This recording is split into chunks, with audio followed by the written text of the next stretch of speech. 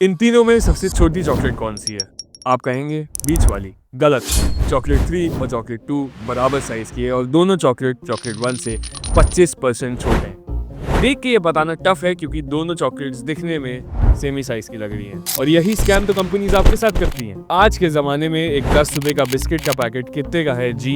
ये एक अच्छा सवाल है क्योंकि असलियत में वो 10 रुपये का है ही नहीं। ये हल्दीराम की भुजिया का एक पैकेट है जो कि 65 ग्राम्स का है, लेकिन एक कंज्यूमर ने कंप्लेंट की थी कि ये सिर्फ 18.53 ग्राम्स का है, ओरिजिनल वेट से 71% कम। पर क्या कंपनीज ये मानेंगी? नहीं। हर साल आपकी आम जरूरतों की चीजें 15% साइज में कम हो रही हैं और आप में से सिर्फ 30% लोग ये जानते हैं, इसलिए इस वीडियो को पूरा देखिएगा।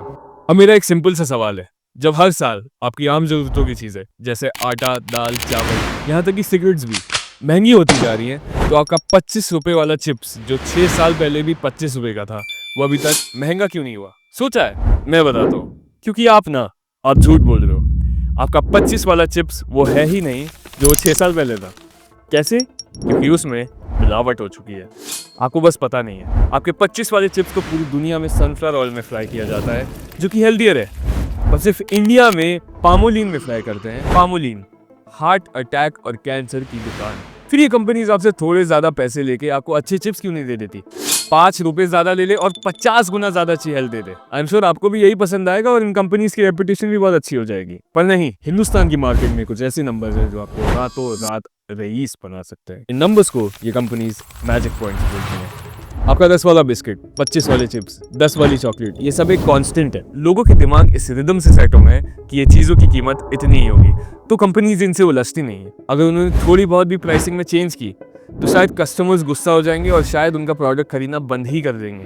तो वो क्या करते हैं? वो क्वालिटी गिरा देते हैं, या शायद एक और चीज करते हैं जिसकी आपको भनक तक नहीं लगती, प्रोडक्ट का वेट कम कर देते हैं। आपका फेवरेट बिस्किट पहले 100 ग्राम देता था सिर्फ 10 रुपए में, पर अब उन्हीं 10 रुपए में वो सिर्फ 90 ग्राम देता है। फिर आपके एक और फेवरेट बिस्किट ने भी सेम किया, 5 से 10% का रिडक्शन क्वाइटली कर दिया।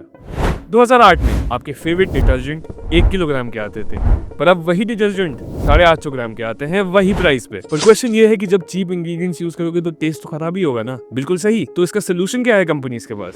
शुगर, आर्टिफिशियल फ्लेवर्स और प्रिजर्वेटिव्स। मतलब पहले क्वालिटी गिरा दी सस्ता सामान यूज करके और फिर उसका टेस्ट कॉपी करने के लिए शुगर और केमिकल्स डाल दिए। Double attack on your health. और सबसे सैड बात, मिडिल क्लास फैमिलीज को ज्यादा टारगेट किया जाता है क्योंकि उनके पास ऑल्टरनेटिव्स कम हैं। अब आप सोचोगे कि लोगों को पता नहीं चलता है क्या? चलता है, बस स्लोली। अर्बन एजुकेटेड कंज्यूमर्स 6 से 8 महीने में पैटर्न पकड़ लेता है, पर सेमी अर्बन और रूरल एरियाज में जहाँ 40 से 50% पॉपुलेशन रहती है, अवेयरनेस बहुत कम है। और तो और वहाँ लिटरेसी भी कम है, तो पैकेट के पीछे वाला लेबल कौन ही पढ़े, नेट क्वांटिटी पे ध्यान कौन ही दे। कंपनीज आपकी इस नासमझ का फायदा उठाती है। उनको पता है कि स्मॉल टाउन शॉपकीपर के यहाँ 10 रुपए का पैकेट लेने वाला बंदा प्राइस नहीं ही देखेगा, वेट का उसे आता पता नहीं ही चलेगा। पर जब फाइनली लोगों को पता चलता है, और अब तो सोशल मीडिया की वजह से अवेयरनेस बढ़ रही है, तो रिएक्शन क्या होता है? लोग फील करते हैं कि उन्हें जानबूझकर बेवकूफ बनाया जा रहा है और फिर इसकी वजह से बिहेवियर में चेंज आता है। आमतौर पे अर्बन एरियाज में जब ये चीज पता चलती है तो तुरंत 29% लोग ब्रांड स्विच कर देते हैं, पर सेमी अर्बन एरियाज में जब ये चीज पता चलती है तो 36% कर देते हैं। ज्यादा क्यों? क्योंकि इम्पैक्ट भी ज्यादा है। अगर तुम्हारी मंथली इनकम 15,000 है और तुम डेली एसेंशियल्स पे 5,000 खर्च कर रहे हो, तो हर परसेंटेज का तुम्हें डायरेक्टली पता पड़ेगा। मतलब तुम्हारी जेब छोटी है, तुमसे ज्यादा पैसे भी लूटे जा रहे हैं, तो तुम नहीं खर्चा करोगे।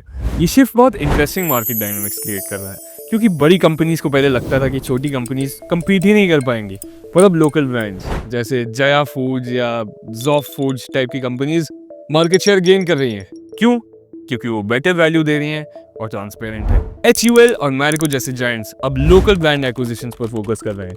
उनको समझ आ गया है कि अगर कंज्यूमर्स का ट्रस्ट हो गया तो मार्केट शेयर भी चला जाएगा।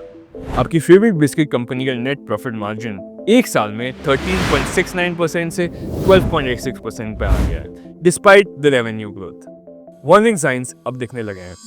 गवर्नमेंट भी अब एक्शन ले रही है।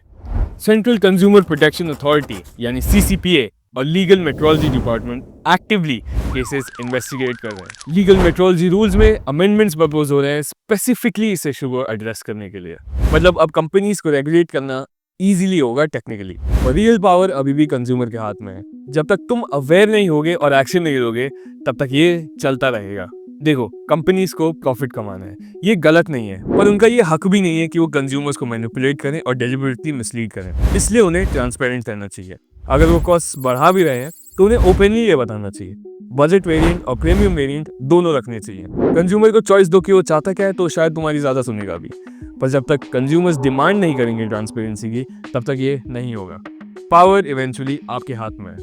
अगर आज से तुम लोग अवेयर होकर शॉपिंग करोगे, 3 महीने के अंदर मार्केट में विजिबल चेंजेस दिखेंगे, इसकी गारंटी मैं लेता हूँ। तो स्मार्ट शॉपिंग करो, एफिशिएंट शॉपिंग करो और इन कंपनीज को बताओ कि चाबी तुम्हारे हाथ में है।